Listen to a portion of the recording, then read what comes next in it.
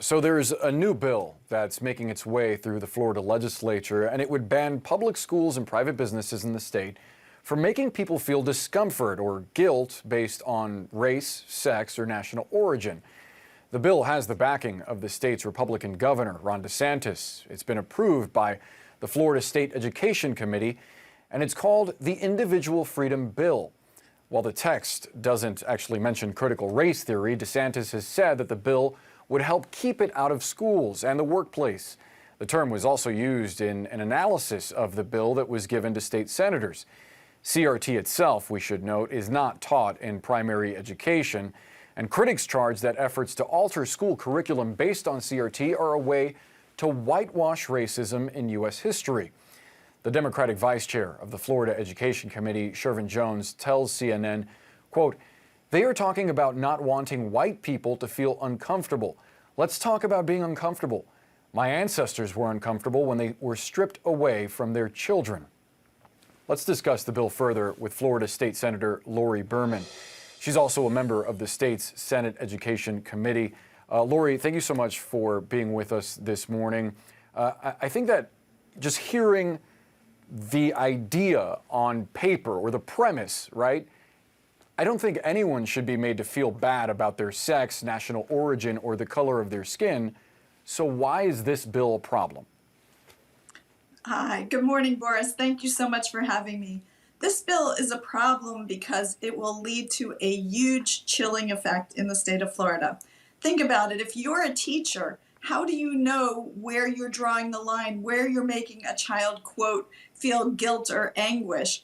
And part of the bill also says you can't indoctrinate children or people in the workplace into a specific theory. So how do you know where you're drawing the line? When you're a teacher, you're teaching history, you're teaching about slavery, you're teaching about Japanese internment camps, you're teaching about the Trail of Tears. Those are all horrible things that happened in our American history, and people should feel shame that those things happened. So I think it will be a chilling effect because you will have teachers who will not be teaching about the subject, and there won't be critical thinking and full discussions because teachers will be afraid of being accused of violating this state law.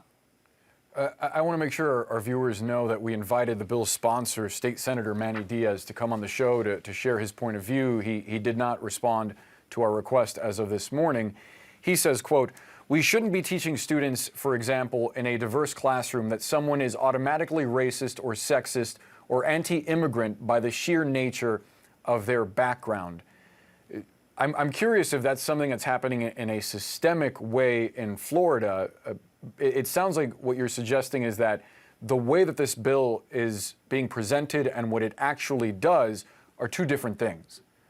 Absolutely. There is no, just as you mentioned in your discussion of this bill, there is no teaching of critical race theory in the state of Florida in the K through 12 system. And there is no teaching of making anybody feel bad because of their race or their sex in the state of Florida. This bill is really just a political bill put forth by the governor. He talked about it in his speech. He calls it anti-woke legislation. It's part of that whole theory that he's putting forth, and it's just to rile up his base. This is not occurring in our schools. We had our school superintendent, and he was asked the question, and he said about critical race theory, and he said, "We don't teach critical race theory, we teach history." And that is what Florida teachers and Florida principals and Florida supervisors of education are doing in our state.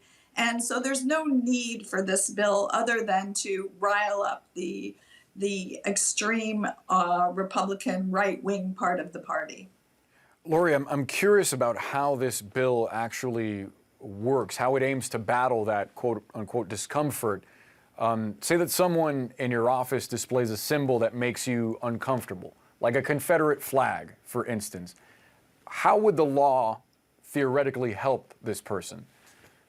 Well, the bill, in terms of the employment, we were told by the sponsor, it's not as clear as it should be, that it only goes to training. So it's not really going to address that issue of what somebody puts up in their office. They're saying you shouldn't be doing training of implicit bias. You shouldn't be doing so diversity training, essentially. Right, correct. They're basically saying don't be doing diversity training in your workforce. And then in terms of whether you do it or not, the enforcement would be done through the Florida Human Rights Commission, and that would be where it could be done. But my colleague, Senator Tina Polsky, pointed out that this is going to lead to a lot more employment lawsuits because you will have disgruntled employees who are fired or whatever bringing lawsuits under this, and you could have lawsuits from parents in the educational system also. So it's really a bad bill because it's so vague, it's so overbroad. We're not even sure how it will be interpreted, it's unfortunate that they're moving it forward right now in the Florida legislature. So just to be as precise as possible, diversity training, this thing that's essentially done as a part of trying to make people feel more included when they're part of a group in a corporation or even teachers in a school, so that they know how to best address people so that they don't say things that are harmful. You essentially can't.